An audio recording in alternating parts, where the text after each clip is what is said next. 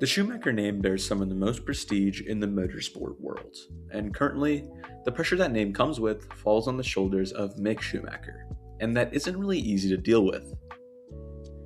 From karting at a young age, racing under a different name in order to race without the world watching, to being the head of scrutiny in F1, IndyCar finally gives Mick an opportunity to build a name for himself. The last name still has power, but across the pond, Mick is the first to race an IndyCar under the name Schumacher. But after decades of pressure, is it too late for new beginnings? With the 2026 season of IndyCar already underway, we've seen flashes of Mick Schumacher showing promise and why he could be a solid driver in the series. But how do we get here? It all started in Mick's karting days, where instead of racing under his actual name, he raced under the name Mick Betch, carrying his mother's maiden name. The purpose of this was to attract less attention because, as you could imagine, there'd be a lot of media presence surrounding Michael Schumacher's son, which is a crazy amount of pressure to put on a kid, especially when he's just starting to go-kart. He competed under a different alias his entire time in go-karts and managed to gain attention from international press on his own. In 2015, Schumacher graduated to single-seater series, starting in the ADAC Formula 4, and for the first time, he raced under his actual name. He continued in the series for 2016 as well, alongside joining Italian F4, and finished second in both series, competing with Prema. He then made the move up to F3 in 2017 with Prema, where he finished 12th in the standings, which was third of the rookies, and he stayed in the series for 2018, where he won it all, accomplishing 8 race wins, 14 podiums, and 7 pole positions. 57 points clear of second place Dan Ticktum, who was 67 points ahead of Schumacher halfway through the year. It was a very impressive campaign and an extremely dominant second half of the season.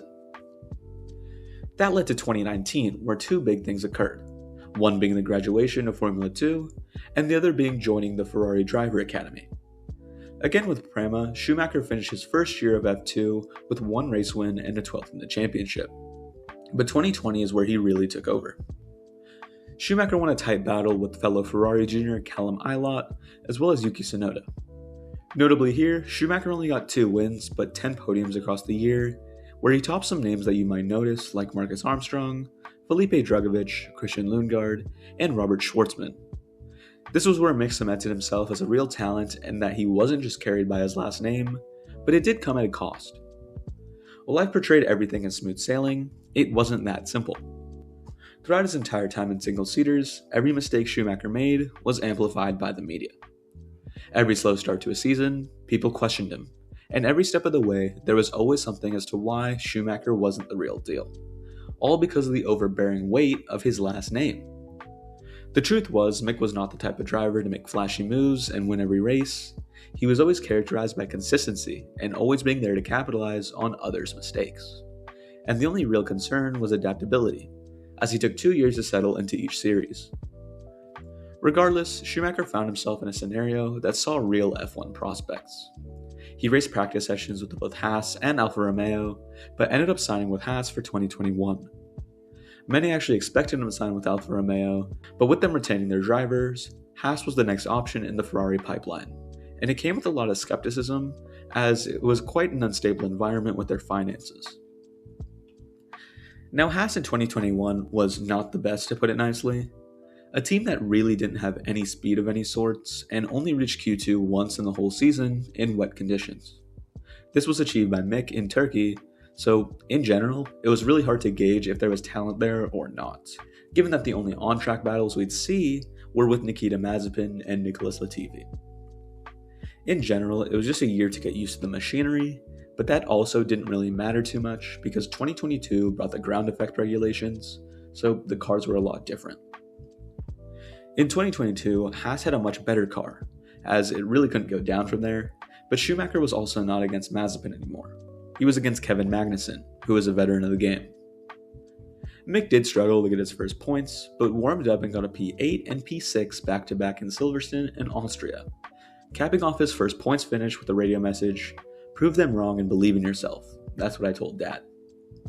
It showed the emotional weight of the result, but unfortunately, those were the only points Mick scored all season, and he saw his way out of F1 at the end of the year, as the team signed Nico Hülkenberg, and Schumacher was also let go from the Ferrari Driver Academy. At the end of the day, this wasn't the best look, but many point the blame at the Haas team itself and lofty expectations. For a team that was strapped on cash, it made plenty of sense that they had drivers that were experienced in the past, like Kevin Magnussen and Romain Grosjean, but you can see why that doesn't make sense for the best environment for a young driver trying to gain experience. Also, much of the media loved to follow the narrative that Mick was to be the next Michael Schumacher, which set impossible standards to reach and guaranteed disappointment. In general, it was such a short amount of time to properly assess his talent, but regardless, Mick was out of his seat for 2023 and no options for a full-time ride elsewhere. This was followed by a stint of 2 years sitting on the sidelines in the F1 paddock, serving as a reserve driver for Mercedes, McLaren, and Williams. He showed up to F1 race weekends knowing every system, every procedure, ready to drive, but never once got to. He had rumors to join Sauber, Cadillac, and Alpine, but in the end, nothing materialized. Alongside his reserve roles, he debuted in the World Endurance Championship with Alpine, and did pretty well for himself. His team got a podium in his debut year at Fuji, and 2 in his second year at Imola and Spa, but Schumacher made one thing clear, that he wanted to be back in single-seaters. Regardless if that was F1 or not, Mick wanted to race in single-seaters, and that leads us to modern day, where he signed with Rahal, Letterman, Lanigan for the 2026 IndyCar season. Mick ended up testing with RLL in October of last year, and in under 50 days of the test, he had a full-time contract signed with the team after being heavily praised for his ability, and in reality, the duo of RLL and Mick Schumacher is a match made in heaven, because of their similar stories. Just like Schumacher, RLL has been in a bit of a rut recently. This isn't to say that they haven't had success, because Christian Lundgaard did get a win for the team in Toronto in 2023, but their current form isn't the same as it was a while back, when Graham Rahal was finishing in the top 10 of the driver standings consistently. Also, they recently had one of the team's lowest points, with Graham Rahal being bumped for the Indy 500 in 2023. Now, I'm not simply saying this just to slander the team, it's to show that both RLL and Mick Schumacher have something to prove, that they're far from done. The opportunity of putting Mick in the car gives him the chance to revive his career in single-seaters, and it also gives RLL a big-ticket opportunity to get back into the swing of things. And in general, IndyCar gives Mick the highest odds to make a comeback. We've seen it plenty times in the past, with drivers not necessarily having the best record over in Europe, then coming over to Indy and making a name for themselves. Look at Marcus Ericsson, who is notably known for being pretty mid in F1, to becoming an Indy 500 winner in 2022. Same goes for Takuma Sato, who only stood on the podium once in his 7-year F1 career, but took the win at Indy 2 times in 2017 and 2020. Even if you see those as a stretch, take a fellow Haas driver in the form of Romain Grosjean, who literally fought his way out of a fireball to become a multiple pole and podium sitter in the series. In other words, Mick Schumacher's road to success here is not unexplored territory, and we know it's plenty possible.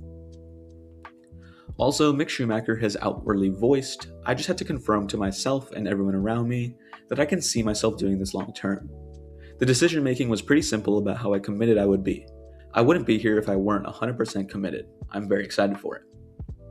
This shows Indy is not just a stepping stone to make a bid to get back into F1, it's a genuine career choice that doesn't treat IndyCar as a means to an end. Look at the current season. This is just the start of Mick's campaign in the States, but there have already been bright spots in his performances thus far. The main point to look at was his 4th place qualifying in Phoenix, his first ever oval. Mick was also the first out on track for qualifying, meaning less rubber out there, meaning less grip, which amplifies the shock factor of a P4 results, especially at an oval which he'd never raced on before, and where RLL has been the weakest in recent years. Unfortunately, it didn't end up translating well into the race, but once again, first oval event, but it was more of a spark being shown to us rather than a point-proven moment. Regardless, we still sit only 4 races into a long season ahead of us, and given the information that IndyCar is a long-term plan for Mick, there's still plenty to go in terms of seeing how it plays out. In general, over in IndyCar, the pressure on Mick Schumacher still exists, but it's somewhat alleviated to a degree. The Schumacher name holds a lot of weight, but in the US, Mick is the very first in the family to race in IndyCar, so no history to compare to, and he gets to race for himself and make his own legacy. Despite that, he's still racing under the number 47 to commemorate his father's legacy of combining his favorite number 4 with the number of world championships Michael Schumacher amassed in his time. What do you think? Is it finally time we get to see Mick Schumacher succeed? Or am I just a bit too optimistic?